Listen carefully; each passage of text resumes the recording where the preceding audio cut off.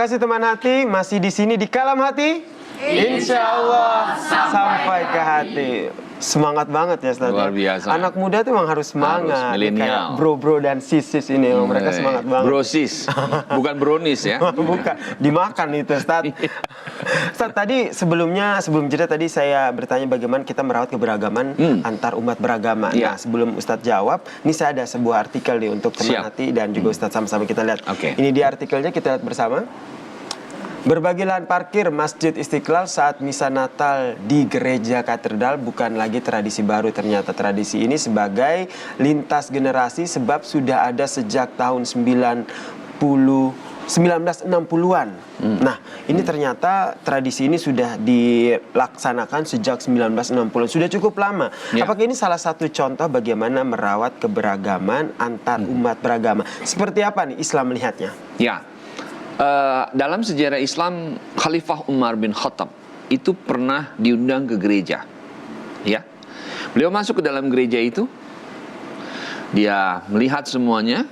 Kemudian pada saat sholat itu, Umar diminta untuk sholat dalam gereja, tapi beliau lebih memilih di halaman gereja. Beliau keluar ke halaman gereja, beliau sholat. Itu kelasnya siapa? Khalifah. Ya, Khulafaur Rasyidin yang kedua. Apa artinya? Artinya kita ini sebagai umat Islam dalam hubungan kemanusiaan harus hidup berdampingan secara damai. Ya, Rasulullah sudah mencontohkan itu. Ya, kalau dalam sejarah dunia Anda bisa bacalah di dalam Piagam Madinah yang 47 pasal itu bagaimana perjanjian, bagaimana kesepakatan yang dibangun oleh Rasulullah terhadap Nasrani, Yahudi, Majusi, Muslim, penyembah bintang dan lain sebagainya itu. Dia hidup berdampingan secara damai. Nah, kalau sekarang kemudian di negeri kita ini terjadi hal-hal yang agak berbeda, maka orang Islamnya harus mau baca itu dong. Kan gitu ya. Kan Rasulullah sudah mencontohkan. Bahkan ketika Rasulullah kemudian kuat, dia lakukan Fathul Mekah, penaklukan Mekah, bagaimana yang terjadi? Diampuni semua itu. Orang-orang yang tadinya ingin membunuh beliau, orang yang tadinya ingin menyakiti beliau, diusir dari tanah kelahirannya. Tapi begitu dia kembali ke Mekah, semuanya diampuni. Apa yang terjadi? Harmonisasi, ya, kedamaian bersama. Karena apa sih? Yang namanya pertikaian, yang namanya peperangan itu kan tidak akan pernah membawa kedamaian buat umat manusia. Tapi kalau hidupnya damai, nyaman. Ada kemungkinan orang mendapatkan hidayah, ya kan? Dari proses interaksi sosial yang dilakukan masyarakat. Nah, ini yang dinamakan dengan bagaimana menjaga perdamaian itu. Salah satunya semua komponen yang ada di tengah-tengah masyarakat ini kita bisa ikut di dalamnya bersama-sama, nggak bisa sendirian. Ya, artinya apa? Umat Islam yang mayoritas, yang minoritas, semua bersama. Yuk kita bangun negeri ini dengan kebersamaan. Berarti memang di Islam sendiri diajarkan bagaimana kita membina keberagaman antar umat beragama.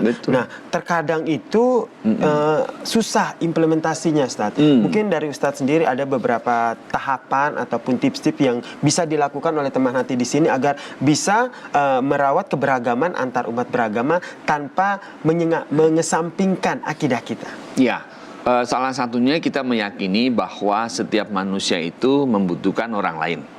Ya, tidak ada kesuksesan dengan diri sendiri. Sukses kita ada pengaruh, ada peran dari orang lain. Sukses saya ada pengaruh dari Mas Yasir. Sukses saya ada pengaruh dari Kompas TV, kan gitu ya. Semua, amin. Alhamdulillah. Semuanya ada. Nah, bagaimana kemudian kita menjalin itu semua? Kita harus menyadari diri kita bahwa setiap manusia pasti punya kelebihan dan punya kekurangan. Bahwa setiap manusia pasti membutuhkan orang lain. Dalam bahasa Al-Quran disebutkan apa? Wa ta'awanu 'alal birri wat taqwa wa la ta'awanu 'alal ismi wal udwan. Dan bertolong-menolonglah kamu dalam kebaikan, jangan bertolong-menolong dalam keburukan. Kan nggak disebutkan di situ kepada siapa, apakah dia muslim atau non muslim, tidak. Tapi kita semuanya harus mau tolong-menolong antar sesama kita. ya.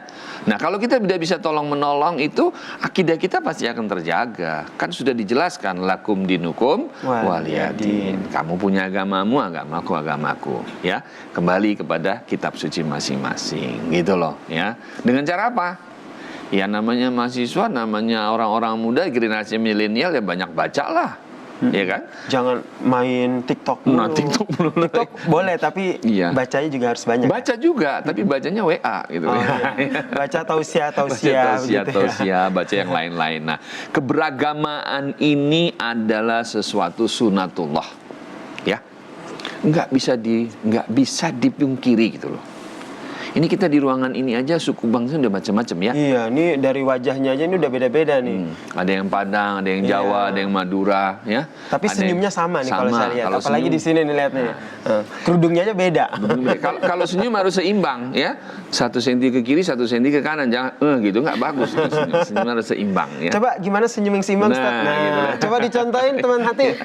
Karena senyum itu bagian dari sedekah. Bagian dari sedekah. Bahasa paling universal di dunia adalah apa? Senyum. Ketika ada orang marah-marah sama kita senyum. Nggak jadi marah loh orang itu, ya. Kalau kita ada sering-sering marah, apalagi orang-orang Jakarta ini kan paling sering marah, ya. Emosi, macet, panas, ten. Itu sakit jiwa itu. Maka kita sekarang bersyukur ada di kalam hati. Di kalam hati, Masya Allah. Hati ini harus betul-betul dijaga nih. Mau tahu nggak gimana cara menjaga hati? Cuma 3 penyakit hati ini.